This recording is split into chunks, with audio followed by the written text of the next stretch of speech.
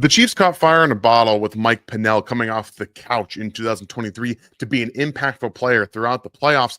But this past season, they ran it back with him, Tershawn Wharton, and Derek Nottie. They didn't get enough push in the pass rush department, and they continue to get older with these one-year contracts at defensive tackle, not really giving you much outside of Tershawn Wharton, who I do expect to see back in Kansas City going forward. They need some different options, players that can step in against the run and continue what we saw in 2024, but give them real pass rush upside. This is where Kenneth Grant from Michigan can be an answer to the questions the Chiefs have been asking themselves. Who's going to rush the passer outside of Chris Jones at defensive tackle? So let's go ahead and jump into the tape and talk about one of the more upside projected players in this 2025 defensive tackle class.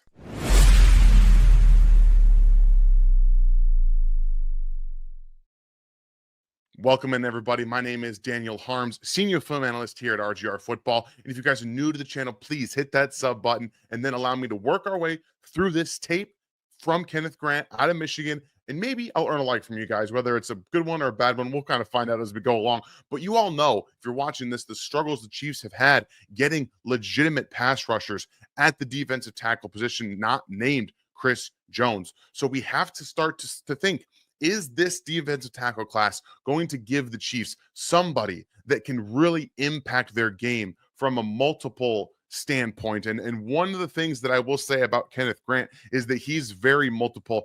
And we know that the Chiefs, whether they're going to end up playing in a 3-4 front, if Joe Cullen is going to be the defensive coordinator in the future, this is a guy who can play both 3-4 and a 4-3 front. And what he does offer at 6'3", 340 pounds, yes, you heard that right, 340 pounds, is a really rare athletic build for a guy that it's this size. We know Chris Jones is 6'5", and he's around the 300, 310 mark, maybe a little bit less than that, underneath that at times. But the power at the point of attack in one-on-one situations against the run is where you see Kenneth Grant actually make a real impact. He has legitimate length for a defensive tackle. He's not like his counterpart Mason Graham for Michigan with the shorter arms. The one thing I will say is that his hands are a little bit slower, and that's why you see when we watch tape of both of these guys coming out of Michigan, they have their strengths and they have their weaknesses, but overall, the power at the point of attack for a guy like Kenneth Grant really does show up. And when he plays with his hands in the right spot and good pad level, good leverage, he really can make a difference in that regard against the run. And that's one of the things that you really do notice specifically about him when he's playing at, I would say, total undeniability in terms of what he can do from that different body type aspect. So against power runs, he does have that ability to establish himself at the point of attack with the power, the pop in his hands, and then you get a little bit of the lateral agility here. Really nice job using his hand as that landmark to get out laterally against the guard, making sure he can stay in that B gap. That's a really nice job there. You see him extend that left arm right there. So he's playing right here more of this 2-eye right there on the guard's inside shoulder. And again, he can play 0, he can play 1, he can play inside all the way out to, I believe, you might be able to get him at a 4-eye every now and then, but he likes to stay in between guard, center. That's really where he's going to live. But again, all the way out to that 3 technique as well. He can be impactful from those perspectives. So again, you see that lateral quickness. So he goes initially this way with his left foot. It goes forward, keeps that outside hand, or that inside hand free, moving with the offensive line. And this is where you see that flash of lateral quickness, right? He doesn't have the fastest first step in the world, nor is it the most consistent, but you do see his ability to catch up quickly come off right here in this play where he's light off the ball right there. But there's that lateral, again, quickness. The B gap is large right there between the center and the guard and the tackle. And he again uses that inside hand to maintain his own leverage to keep himself with that guard and keep himself in that B gap to get down the line to get to the running back. So these are all flashes. He's a big flashy type of player, not the most consistent player in the world. And I will say his 2024 tape was far less consistent than his 2023 tape. And that will be a little bit of, scheme change from Mike McDonald in 2023 to a little bit differently with their new defensive coordinator in 2024, a little bit more blitz happy, a little bit different in terms of what you get from that type of a defense in what they played at Michigan. It's still a very good defense, but I think that they had some problems maintaining their four-man pass rush, which we saw. We saw a lot more blitzing this last season. Not that they didn't blitz a lot, but for right here, Kenneth Grant, again, is that one tech right there, just on the inside of the center, excuse me. This is where he maintains some of his problem. When he doesn't play with the proper leverage, I think laterally, you get these angle block down blocks on him. If he can come up right there, he can be moved out of the way. Now, this is a better example of what he can do with that kickstand technique. And if you guys don't know what I'm talking about, when you have a defensive tackle taking on a double team, you want to see him put his foot in the ground and keep a little bit of a wide base. You don't want to get too narrow because then you can be pushed up and vertically pushed backward, but you want to get that foot in there. So right here, you see, this is what he does. He maintains that kickstand technique. His left leg here is kicked out, and then he's got his right leg under here in this type of a shape right there. So he's able to take on some of that angular power from the guard coming to his right and pushing him down the line. And then he's able to spin off of that to get back around there. So what I saw from Kenneth Grant against double teams is that he does lack that lateral anchor. He can get pushed down by some angle blocks and be washed out of gaps, put on the ground. And that's not what you want to see specifically, because guy at 340 pounds, he should have better lateral anchor, and that comes from playing with a little bit more of a narrow base. So right there, he does a nice job fighting through that and spinning off of it, but he does get pushed out of that gap. Now, this was a play action fake where they end up throwing the ball away, but either way, you see a little bit of that where he kind of came up through his pad level a little bit too much, but he was able to recover from it there. But overall, from a double team perspective, he needs to get more consistent and get better at using that kickstand technique, because while he does have it, it's not consistent, and it's actually far more rare that he uses it throughout a game than when he does than not. So I think one of the big problems that I won't say it's a big problem. I think that it's magnified a little bit because he's playing with Mason Graham, who's far better at identifying the football motions, play action fakes, and moving the football and moving offenses one way or the other does get him going one way. So you're going to see, we're going to compare the two players right here. Here's Mason Graham, and then here's Kenneth Grant. A lot of people are going to talk about Mason Graham, and they're going to talk about his inability to be able to play at the next level or be as impactful because of his short arms. I promise you that's not going to be true. At least I don't believe it's going to be true. You guys can go check out my breakdown of him specifically on the Draft Network YouTube page if you guys are interested in seeing that. But what I want you to pay attention to is when these two players locate the football and what they do. So Kenneth Grant, we're going to watch him first. So he's going to get taken on by two different offensive linemen here. You're going to get 79 and 76 come down here. 77's coming around. So they're going to pull him out to the left there. And then they're going to have this play action fake here with their running back coming out to this way as well. So he's going this way. Eyes go to the running back first with Kenneth Grant. So his eyes initially come here. So he's going to have to work his head around to locate where that football goes. So here he is. He works around. All right, we got eyes in the backfield now. Now we can see the football right here, but he is going to end up working his way towards the running back still with that big hands going this way, his body going that way. So he doesn't try to stop, put his foot in the ground and get going. Instead, he turns and he runs with that running back, and the football is going this way. So we get a little bit of identifying, can be up and down for Kenneth Grant, and then he works his way around. The ball's already away from him.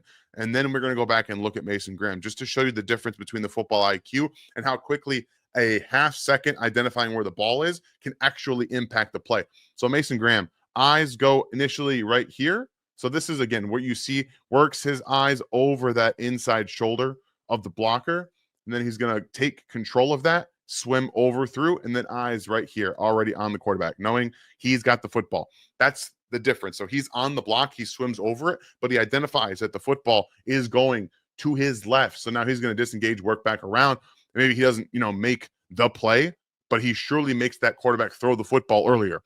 And that's the little bit of a difference. So you see Kenneth Grant coming across, going with the running back because he doesn't identify the football as quickly, but I'm not saying that he's bad at identifying it. Totality. I think it's inconsistent. And you do find that throughout the game where his inconsistency and able to find the football can be a problem. And it also makes him play a little bit higher. And that contributes to poor pad level where you see him get pushed vertically on double teams. So when he can't locate the football as much, he does play a little bit high and try to get his eyes to the backfield so he can see. But overall, I still believe that he's going to be an impactful player against the run, and because he identifies leverage very well. With double teams, it's difficult. You know you're getting players that are coming at you and trying to push you vertically upfield, and then you have to be able to anchor in and maintain your gap discipline. But when it's a one-on-one block and someone is coming right at you, and you have that lateral agility and quickness, and this is one of the times where you see his hand explosion actually come through. So right here, he's going to identify this block coming down at him. Number 77 is going to play a little bit too downhill and try to get to him there. And then he's just going to swim right through, say bye-bye. There's that tight end going in motion. And then we get right here. This is where you see him recognize.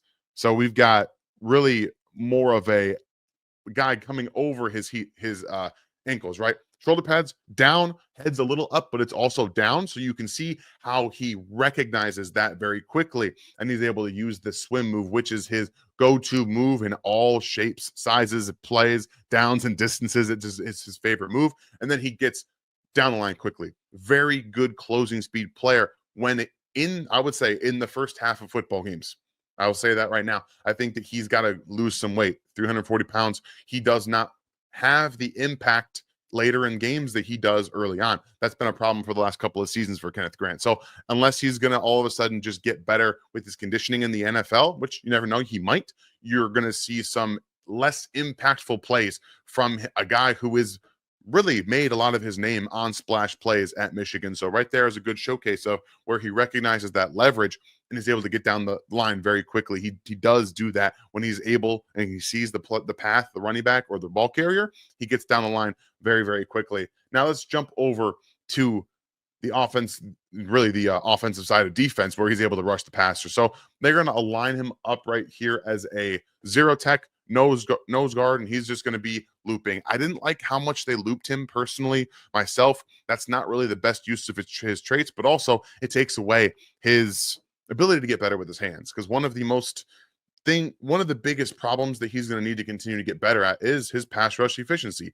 using your hands, consistently getting better, quicker, faster, and then using your hands with counters. We see that with Chris Jones. He's so quick with his hands, slaps him off. He's able to get to different counters, whether it's a spin or a rip or just kind of a push through and then speed to power. That's something that I think that Kenneth Grant really desperately needs in his game, but he's going to take a nice little upward angle here as the looper. Come down, they loop around. Both their defensive players are looping this way. Linebackers coming around here. So all in all, it's just a fun, different way to get after the quarterback. And then Kenneth Grant is going to be the cleanup man here. So they get a free rusher again off of the side. They move the quarterback up and out, and boom, there's Kenneth Grant to clean it up. So he's not going to be the guy that wins the quickest all the time. He's going to have some flashes. He's going to have some ability to do that. But right here, at least right now, he is a cleanup man. So I really appreciate what Michigan does here. They even get, the outside player here. I believe this is Josiah Stewart off the edge, who's going to impact the play first and really get out there. And then you see Kenneth Grant come up and get up underneath right there. So he's still playing pretty high, but his arm is being used kind of like leverage that blocker up and out. And you see him kind of over stress that guard right there at the point of attack, and then boom, he's down. He's able to get to him. So I like what he's able to do with his strength. He has brute strength. He has raw strength. His bull rush is his, I would say, most effective consistently move, because he does have that great strength at the point of attack and the thick, long frame. He's able to really get his legs going. He can do all of that to be able to get downhill. And the big area where we're going to see some inconsistencies is the pass rush plan. The ability to consistently get through his counters. Like, that's what you want to see a defensive tackle work. It's not easy. I'm not saying that all defensive tackles really know how to do it, but you see the top tier, the top echelon, the big, really great athletes at the defensive tackle position have those capabilities in their toolbox. And I don't think he has counters in there. Like he works, tries to get through, and if his first move doesn't work, it's pretty much over for him there at that point. So right here, you see again, a lot of times it's one-on-ones too. And Mason Graham pulls the double team right here, and he actually gets put into the dirt. He gets a little bit over top himself right there, and he gets put down in the ground. But this is a one-on-one situation because Mason Graham gets more double teams than he did in the pass rush. And you need to be able to win some of these. You have to. And when I was watching him, the 4 games that I watched of him leading up for this film room, he just didn't have enough pure one-on-one wins as a pass rusher for a guy with all the athletic traits that he does. He gets caught up after his first move. He tries a little bit of a push-pull, but there was no real pull there. It was just more of a push. And then he's just kind of, dancing around there. It's just, you need to be more. Too often, I saw him as the guy up front. Let me see, go back here just so I can show you what I'm talking about. This happened too much to him, where he's the lone man out here, okay? Basically at the line of scrimmage, and you've got defensive ends in the backfield. I mean, this is a double team me down, but you would even see Mason Graham in the backfield or another player in the backfield, and Kenneth Grant's just up here working one-on-one by himself because he doesn't get any push. And even though he's a good bull rush player, he's trying other things and trying to use different moves. But for the most part, it's just him dancing around. That's not something that I liked very much from his 24 tape. So just buyer beware, just something he needs to work on. And I do think losing a little bit of weight, getting with a coach like Joe Cullen, guy like Chris Jones, can definitely help the hand usage. I say overall he plays pretty slow, but you see the flashes. This is one of those flashes immediately. We saw the swim move already. Like when you see that leverage, right? You see everyone else taking a step back from the offensive line right here. Everyone else is getting back, and then the center tries to come right at you. Boom, here comes the swim, and it's devastating. It's quick, and then he has that closing speed again. Impacts the throw right there and forces this near interception. Honestly, it was a great job by Emeka Ibuka to get a hand on it and force an incompletion rather than a pick, because he gets, no hand on that. It's going to be picked off. So overall, we see the quickness in a straight line, down the line, and then up the field is there for him. I do think that laterally he can be slow at times, but right there you see that little cornering move, the quickness to get lateral, and then upfield does trigger a lot of really nice athletic traits for him. So we know he's going to blow up the combine this week. You guys make sure you watch him at the combine. He's going to have some freaky numbers. He was number 3 on Bruce Feldman's freaks list coming into the season. So we have all those things on our list. And that's the thing. It's the flashes, right? The flashes are why he's going to get drafted as high as he does. And I'm not saying it's the wrong thing to do. Betting on traits like this, and for the NFL developers and guys that will work with the work ethic on their own to get better, are ones that you want to bet on. Here, it's another swim move, but it's different. This time he combines it with the push-pull. We saw him try to do that in the one-on-one matchup that he didn't win earlier in this breakdown. But this time he gets that push-pull. And right there, it's push, it's a little bit of pull, and then he uses that momentum to squeeze into that B gap, and then boom, he closes for the sack. So for a guy who has all the athletic traits that he does, I think I would say this right now, his 23 tape was better than his 24 tape. Go watch that. He runs down on Nicholas Singleton from behind. Like, he has a lot of effort plays on his tape. I didn't see as many this year. What, is that a scheme fit problem? Is it just, I don't know, maybe he was too tired this year. And that's another thing. I worry about his conditioning at the next level. For a guy who was far more impactful early on in games, when you have plays like this on your tape and some of the effort plays that he does have, I need to see more in the fourth quarter, in the third quarter, when you have to be on the field and you have to prevent a team from scoring. Where is your effort level? Where is your conditioning at that point? So I'm a little worried about that, but there's a reason he's going to get the draft capital that he will get come April. And it's because of the splash plays, the traits, and the willingness to be able to take on some of these big guys, have that power point of attack, and then do something like this with the push-pull. The traits, again, the traits are there, man. He's just got to be able to put it all together. And when he does, I think he's going to be a pretty special player. But for me, I'm a little bit lower on Kenneth Grant than consensus. You're seeing him get a lot of first-round grades. He's going to have closer to a second-round grade for me specifically. But why am I talking about him for Kansas City? Well, because based on my own draft evaluation, I would say he's a player you could get near the 20s. You have to trade up a little bit for him.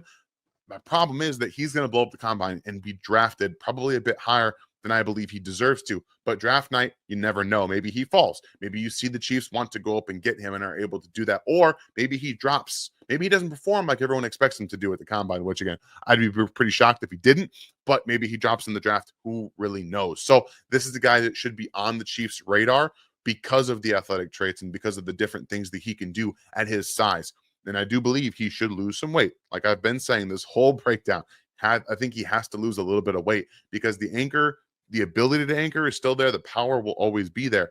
But I think he's played a little bit too slowly this year in 2024, this past year, excuse me. So getting some of that bad weight off, I think can really help him be an impactful NFL player. So I hope you guys enjoyed this breakdown. It was a little bit of up, a little bit of down. And that's really what I want to showcase is that, yes, he has a lot of athletic traits. There's a lot of warts here too that will need to be figured out for him to be that high level NFL player. So I hope you guys enjoyed it. And this is Wednesday, right?